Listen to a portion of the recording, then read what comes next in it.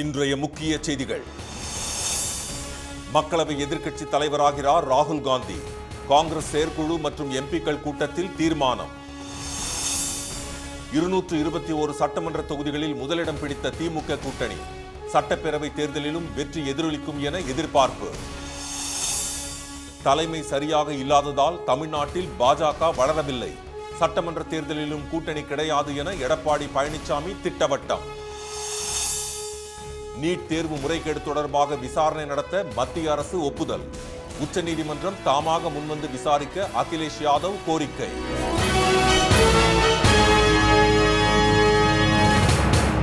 வணக்கம். வணக்கம்.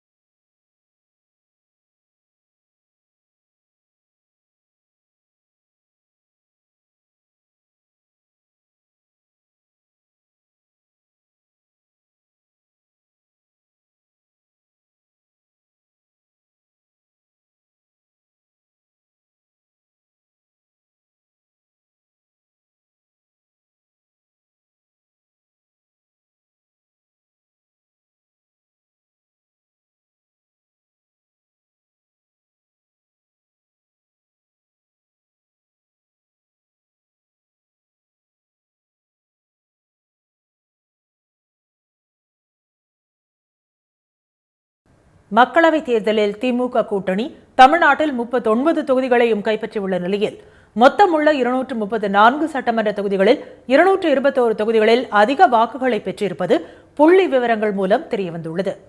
தமிழ்நாட்டில் திமுக 22 மக்களவைத் தொகுதிகளிலும், கூட்டணி கட்சிகளான காங்கிரஸ் 9 தொகுதிகளிலும், மார்க்சிஸ்ட் கம்யூனிஸ்ட், இந்திய கம்யூனிஸ்ட், விடுதலை சிறுத்தைகள் கட்சி ஆகியவை தலா 2 தொகுதிகளிலும், மதிமுக, இந்திய யூனியன் முஸ்லீம் லீக் கட்சிகள் தலா 1 தொகுதியிலும் போட்டியிட்டு வெற்றி வாகை சூடின. இந்நிலையில் 39 நாடாளுமன்ற தொகுதிகளில் அடங்கியுள்ள 234 சட்டமன்ற தொகுதிகளில் திமுக கூட்டணி 221 தொகுதிகளில் எதிர்க்கட்சிகளை விட தொகுதி வாரியாக அதிக வாக்குகள் பெற்றுள்ளது.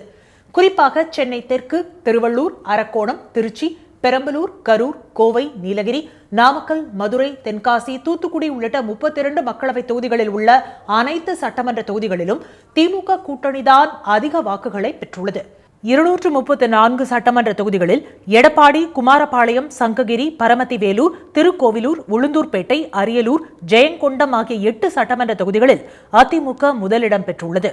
இதுபோல் தர்மபுரி, பாப்பிரெட்டிப்பட்டி, பென்னாகரம் ஆகிய 3 தொகுதிகளில் பாமகவும், அருப்புக்கோட்டை மற்றும் திருமங்கலத்தில் தேமுதிக வேட்பாளர்களும் முதலிடம் பெற்றுள்ளதாக புள்ளி விவரங்கள் தெரிவிக்கின்றன. பாஜகவுக்கு தமிழக சட்டமன்றத்தில் 4 உறுப்பினர்கள் உள்ள நிலையில் பாஜக போட்டியிட்ட எந்த தொகுதியிலும் அந்த கட்சி முதலிடம் பெறவில்லை என்பது குறிப்பிடத்தக்கது. முன்னாள் முதலமைச்சர் எடப்பாடி திரு பழனிசாமி வென்ற எடப்பாடி சட்டமன்ற தொகுதியில் அதிமுக தற்போது அதிக வாக்குகளை பெற்றுள்ளது. அந்த தொகுதியில் திமுக வேட்பாளர் திரு செல்வ கணபதிக்கு 77,522 வாக்குகள் கிடைத்துள்ள நிலையில் அவரை விட 46,320 வாக்குகள் கூடுதலாக அதிமுக வேட்பாளர் திரு விக்னேஷ் 1,23,842 வாக்குகள் பெற்றுள்ளார். மொத்தத்தில் 221 சட்டமன்ற தொகுதிகளில் அதிமுக உள்ளிட்ட எதிர்க்கட்சிகளை விட திமுக கூட்டணி முதலிடம் பெற்றிருப்பது 2026 சட்டமன்ற தேர்தலிலும் எதிரொலிக்க வாய்ப்புள்ளதாக கூறப்படுகிறது. தமிழ்நாட்டில் பாஜக வளரவில்லை என்று கூறியுள்ள அதிமுக பொதுச் செயலாளர் எடப்பாடி திரு பழனிசாமி 2026 ஆண்டு சட்டமன்ற தேர்தலிலும் அக்கட்சியுடன் கூட்டணி இல்லை என்று தெரிவித்துள்ளார்.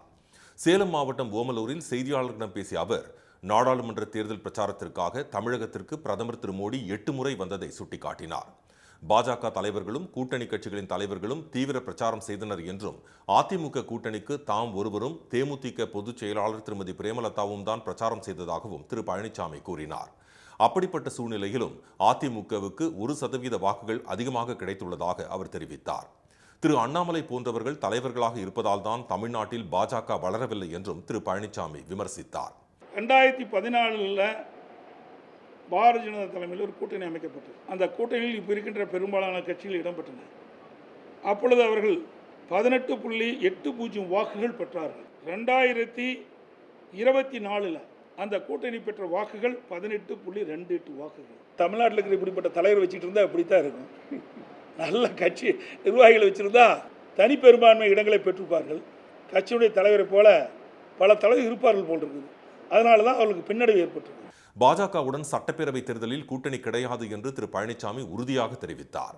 பாஜகவுடன் அதிமுக கூட்டணி வைத்திருந்தால் அதிக இடங்களை பெற்றிருக்கும் என்று முன்னாள் அமைச்சர் திரு SP வேலுமணி கூறியது பற்றி செய்தியாளர்கள் கேட்டதற்கு, தேர்தலை பொறுத்தவரை வந்திருந்தால் இருந்திருந்தால் என்பது போன்ற பேச்சுக்கே இடமில்லை என்று அவர் கூறினார். தென் மாவட்டங்களில் அதிமுக டெபாசிட் இழந்துள்ளது பற்றிய கேள்விக்கு பதிலளித்த திரு பழனிசாமி, ஒவ்வொரு தேர்தலிலும் சூழ்நிலைக்கு தக்கவாறு வெற்றி வாய்ப்பு அமையும் என்றும், தோற்ற கட்சி மீண்டும் தோல்வி அடையும் என்பதில்லை என்றும் கூறினார். திருமதி சசிகலாவும் திரு O பன்னீர்செல்வமும் பிரிந்து சென்ற அதிமுகவினர் இணைய வேண்டும் என்று கூறியது பற்றி செய்தியாளர்கள் கேட்டதற்கு, அது முடிந்து போன கதை என்று அவர் பதிலளித்தார். எதிரிகளுடன் சேர்ந்து குழப்பம் ஏற்படுத்த அவர்கள் இவ்வாறு பேசிக் கொண்டிருப்பதாக கூறிய திரு பழனிசாமி, இருவரும் பிரிந்து சென்றதால்தான் அதிமுகவுக்கு அதிக வாக்குகள் கிடைத்ததாக தெரிவித்தார். நீட் தேர்வு முறைகேடு புகார்கள் தொடர்பாக குழு அமைத்து விசாரணை நடத்த மத்திய அரசு ஒப்புக்கொண்டுள்ளது. நாடு முழுவதும் 24 லட்சம் மாணவர்கள் நீட் தேர்வு எழுதிய நிலையில் மக்களவைத் தேர்தல் முடிவுகள் வெளியான கடந்த 4ஆம் தேதியன்று அறிவிக்கப்பட்ட தேதிக்கு 10 நாட்களுக்கு முன்னதாக திடீரென நீட் தேர்வு முடிவுகளும் வெளியாகின. ஹரியானா மாநிலத்தில் ஒரே மையத்தில் தேர்வு எழுதிய 6 பேர் நீட் தேர்வில் முழு மதிப்பெண் பெற்றிருந்தனர். மேலும் வழக்கத்திற்கு மாறாக இம்முறை 67 மாணவர்கள் முழு மதிப்பெண் பெற்றது முறைகேடு நடைபெற்றிருக்கலாம் என சந்தேகத்தை கிளப்பியது. பீகார் உள்ளிட்ட சில மாநிலங்களில் வினாத்தாள் கசிந்ததாகவும் செய்திகள் வெளியாகின. இதனிடையே நீட் தேர்வு தொடர்பான புகார்கள் குறித்து UPSC முன்னாள் தலைவர் தலைமையில் குழு அமைத்து விசாரணை நடத்தப்படும் என்று தேசிய தேர்வு முகமையின் தலைமை இயக்குநர் திரு சுபோத் குமார் சிங் தெரிவித்துள்ளார். டெல்லியில் இன்று செய்தியாளர்களிடம் பேசிய அவர், நீட் வினாத்தாள் கசியவில்லை என்றும், நாடு முழுவதும் 4750 மையங்களில் நீட் தேர்வு நடைபெற்ற நிலையில் வெறும் 6 மையங்கள் தொடர்பாக மட்டுமே புகார்கள் எழுந்திருப்பதாகவும் தெரிவித்தார். மேலும் தேர்வில் நேர விரயம் மற்றும் பதில் கூற முற்பட்ட கேள்விகளின் எண்ணிக்கை அடிப்படையில் கருணை மதிப்பெண் வழங்கியதால் பலர் முழு மதிப்பெண் பெற்றுள்ளதாக அவர் விளக்கம் அளித்தார். மறுதேர்வு நடத்த வேண்டும் என்றும் கருணை மதிப்பெண் வழங்க வேண்டும் என்றும் ஏறத்தாழ 1600 மாணவர்கள் கோரிக்கை விடுத்துள்ள நிலையில் அது குறித்து பரிசீலிக்கப்படும் என்று திரு சுபோத் குமார் சிங் உறுதியளித்தார். இதனிடையே மத்திய பாஜக ஆட்சியில் நீட் உள்ளிட்ட தேர்வுகள் வணிகமயமாகிவிட்டதாக கூறியுள்ள சமாஜ்வாதி கட்சி தலைவர் திரு அகிலேஷ் யாதவ், இதனால் இளைஞர்கள் விரக்தி அடைந்துள்ளதால் உச்சநீதிமன்றம் தாமாக முன்வந்து வழக்கு பதிவு செய்து விசாரணை நடத்த வேண்டும் என்று வலியுறுத்தியுள்ளார். நீட் தேர்வு முடிவுகளை ரத்து செய்ய வேண்டும் என்று மகாராஷ்டிரா பாஜக கூட்டணி அரசும் வேண்டுகோள் விடுத்துள்ளது. நீட் தேர்வை எதிர்த்து வரும் 15ஆம் தேதி சென்னையில் அனைத்து கட்சி போராட்டம் நடைபெறும் என்று திராவிடர் கழக தலைவர் திரு கி வீரமணி அறிவித்துள்ளார். இதனிடையே நீட் வினாத்தாள் கசிவு தொடர்பான புகார் குறித்து தேசிய மருத்துவ கவுன்சில் அளித்த பரிந்துரையின் பேரில் CBI முதல் கட்ட விசாரணையை இன்று தொடங்கியுள்ளது. தமிழகத்தில் அடுத்த 6 நாட்களுக்கு மிதமான மழை பெய்யக்கூடும் என்று சென்னை வானிலை ஆய்வு மையம் தெரிவித்துள்ளது. சென்னை மற்றும் புறநகர் பகுதிகளில் நேற்றிரவு மற்றும் இன்று காலை பரவலாக மழை பெய்தது. கன்னியாகுமரி மாவட்டத்தில் 3வது நாளாக கனமழை பெய்து வருவதால் பேச்சிப்பாறை, பெருஞ்சாணி உள்ளிட்ட அணைகளுக்கு நீர்வரத்து அதிகரித்துள்ளது. இதனால் தாமிரபரணி, கோதையாறு, பரளியாறு, குழித்துறை ஆறுகளின் கரையோர மக்களுக்கு வெள்ள அபாய எச்சரிக்கை தொடர்கிறது. கொடைக்கானலில் கடந்த சில தினங்களாக தொடர் மழை பெய்து வரும் நிலையில் வெள்ளி அருவியில் நீர்வரத்து அதிகரித்துள்ளது. தென்காசி மாவட்டம் மேற்கு தொடர்ச்சி மலைப்பகுதிகளில் தொடர்ந்து சாரல் மழை பெய்வதால் குற்றால அருவிகளுக்கு தண்ணீர் வரத்து சற்று அதிகரித்துள்ளது.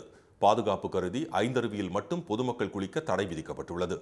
இதனிடையே தமிழகத்தில் நாளை முதல் வரும் 14ஆம் தேதி வரை லேசானது முதல் மிதமான மழைக்கு வாய்ப்புள்ளதாக வானிலை ஆய்வு மையம் தெரிவித்துள்ளது. வரும் 12ஆம் தேதி வரை தமிழகத்தில் வெப்பநிலை 1 முதல் 2 டிகிரி செல்சியஸ் வரை படிப்படியாக அதிகரிக்கக்கூடும் என்றும் வானிலை மையம் கூறியுள்ளது. மன்னார் வளைகுடா, குமரிக்கடல் மற்றும் வடக்கு அந்தமான் மற்றும் தமிழக தெற்கு கடலோர பகுதிகளில் வரும் 12ஆம் தேதி வரை 55 கிலோமீட்டர் வேகம் வரை காற்று வீசக்கூடும் என்பதால் அப்பகுதிகளுக்கு மீனவர்கள் செல்ல வேண்டாம் என்று எச்சரிக்கப்பட்டுள்ளது. ஓ பன்னீர்செல்வம் தலைமையிலான அணியில் இருந்து திரு ஜேசிடி பிரபாகர், திரு புகழேந்தி ஆகியோர் விலகுவதாக அறிவித்துள்ளனர். மக்களவைத் தேர்தலில் அதிமுக படுதோல்வியை சந்தித்துள்ள நிலையில் அதிமுக தொண்டர்கள் உரிமை மீட்பு குழுவை நடத்தி வரும் திரு ஓ பன்னீர்செல்வமும் ராமநாதபுரம் தொகுதியில் பாஜக அணியில் போட்டியிட்டு தோல்வியடைந்தார். இந்நிலையில் சென்னையில் ஓபிஎஸ் ஆதரவாளர்களான திரு ஜேசிடி பிரபாகர், திரு புகழேந்தி ஆகியோர் கூட்டாக பேட்டியளித்தனர். அப்போது பேசிய திரு புகழேந்தி, மக்களவைத் தேர்தலில் அதிமுக 7 இடங்களில் டெபாசிட் இழந்திருப்பது வருத்தமளிப்பதாக கூறினார். திரு பன்னீர்செல்வம் பயணிக்கும் திசை சரியானதாக இல்லை என்ற அவர் அதிமுக ஒன்றிணைய வேண்டும் என மக்கள் விரும்புவதாக தெரிவித்தார். தொடர் தோல்விகளை அதிமுக தொண்டர்கள் பொறுத்துக்கொள்ள மாட்டார்கள் என்றும் திரு புகழேந்தி கூறினார். தொடர்ந்து பேசிய திரு ஜேசிடி பிரபாகர், ஓ பன்னீர்செல்வத்தின் தொண்டர்கள் உரிமை மீட்பு குழுவில் இருந்து விலகி அதிமுக ஒருங்கிணைப்பு குழுவை தொடங்கியுள்ளதாக கூறினார். கழகத்தை ஒன்று சேர்க்க வேண்டும், தலைவர்களை ஒன்று சேர்க்க வேண்டும், ஒருமித்த கருத்தோடு அனைவரும் பணியாற்றுவதற்குரிய வாய்ப்புகளை உருவாக்க வேண்டும் என்கின்ற அந்த அடிப்படையில் அனைத்து இந்திய அண்ணா திராவிட முன்னேற்ற கழக ஒருங்கிணைப்பு குழு என்று ஒன்றை வைத்து இன்றைக்கு நாங்கள் துவக்கி இருக்கிறோம். அனைத்து இந்திய அண்ணா திராவிட முன்னேற்ற கழக தொண்டர்கள் உரிமை மீட்பு குழுவிலே இருந்து நான் விலகிக் கொள்கிறேன். பின்னர் பேசிய முன்னாள் எம்பி திரு கே.சி. பழனிசாமி, தேர்தல் முடிவு அதிமுகவினருக்கு பேரிடியாக உள்ளதாக கூறினார்.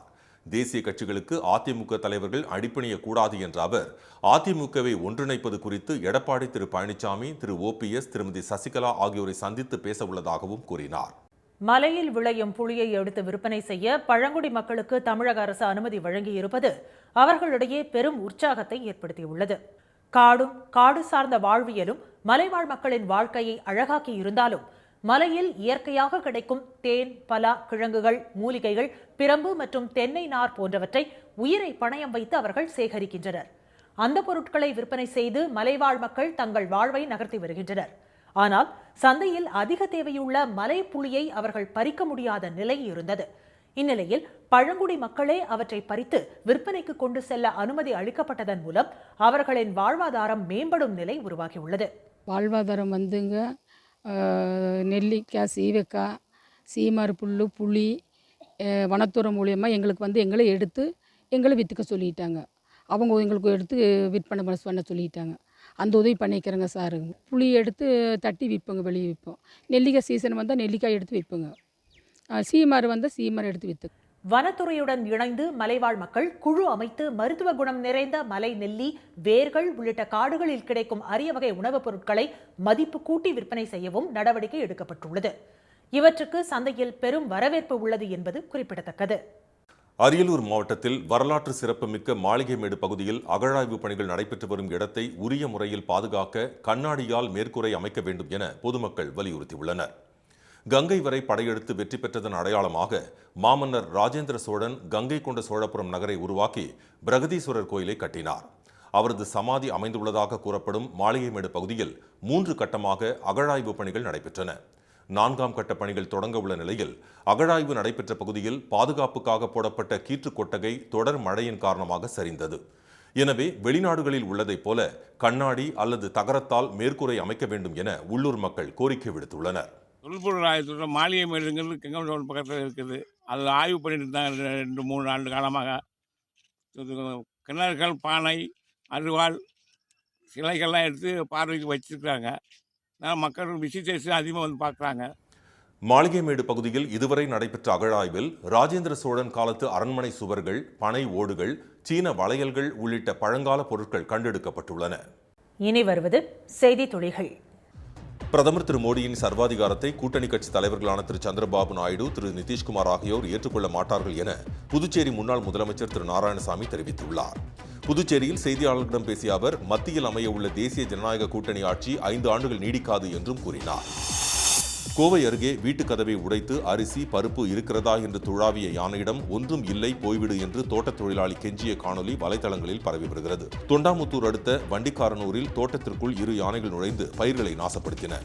அப்போது ஒரு வீட்டின் கதவை உடைத்து காய்கறிகளை எடுத்து சாப்பிட்ட யானையிடம் அந்த தொழிலாளி போய்விடுமாறு கெஞ்சினார்.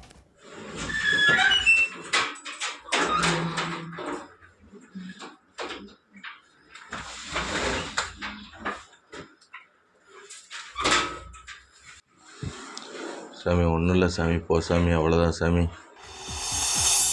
திண்டுக்கல் மாவட்டம் நிலக்கோட்டை ஊராட்சி ஒன்றியத்துக்கு உட்பட்ட பள்ளப்பட்டியில் உலக சுற்றுச்சூழல் தினத்தை முன்னிட்டு அடர் வனக்காடுகள் உருவாக்கும் வகையில் மரம் நடும் விழா நடைபெற்றது. இதில் நாவல், பலா, புங்கன், வேம்பு உள்ளிட்ட 100க்கும் மேற்பட்ட பல்வேறு வகையான மரக்கன்றுகள் நடப்பட்டன. நிகழ்ச்சியில் எதிர்கால சந்ததியினருக்கு மரங்கள் அவசியம் என்று கூறி சுற்றுச்சூழலை காக்க உறுதிமொழி ஏற்கப்பட்டது. ஜெயின் சமூகத்தினர் 48 நாட்கள் விரதம் இருக்கும் உஃப்தான் திருவிழா நிறைவையொட்டி நீலகிரி மாவட்டம் குன்னூரில் நூற்றுக்கணக்கானோர் ஊர்வலமாக சென்றனர். விரதத்தை நிறைவேற்றிய ஜெயின் சமூகத்தினர் செண்டை மேளம் முழங்க ஆடல் பாடலுடன் இந்த ஊர்வலத்தில் கலந்து கொண்டனர்.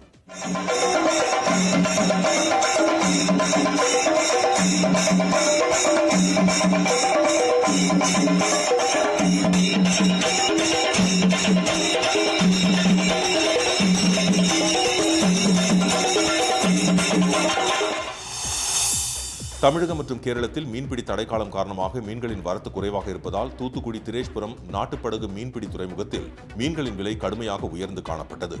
1 கிலோ சீலா 1500 ரூபாய் வரையும், விலை மீன் 700 ரூபாய் வரையும், பாறை மீன் 600 ரூபாய் வரையும் விற்கப்பட்டன. தமிழக கடல் பகுதிகளில் 60 நாள் மீன்பிடி தடைக்காலம் வரும் 14ஆம் தேதி நிறைவடைய உள்ள நிலையில் ராமேஸ்வரம், பாம்பன் பகுதிகளில் மீனவர்கள் விசைப்படகுகளை பழுது நீக்கி சீரமைக்கும் பணிகளை முடித்துள்ளனர். புதிய மீன்பிடி வலை கட்டுதல், உபகரணங்கள் வாங்குதல் உள்ளிட்ட ஆயத்த பணிகளில் அவர்கள் ஈடுபட்டு வருகின்றனர்.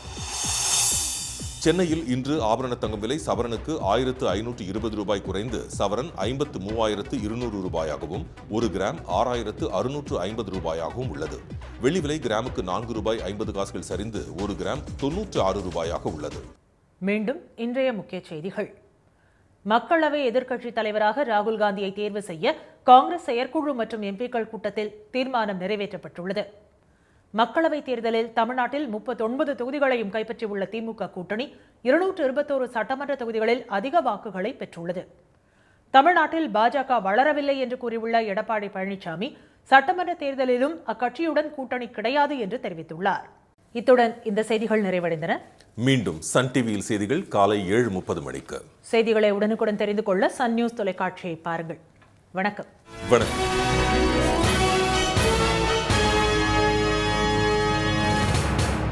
உடனுக்குடன் செய்திகளை தெரிந்து கொள்ள சன் நியூஸ் பெல் ஐகானை கிளிக் பண்ணுங்க.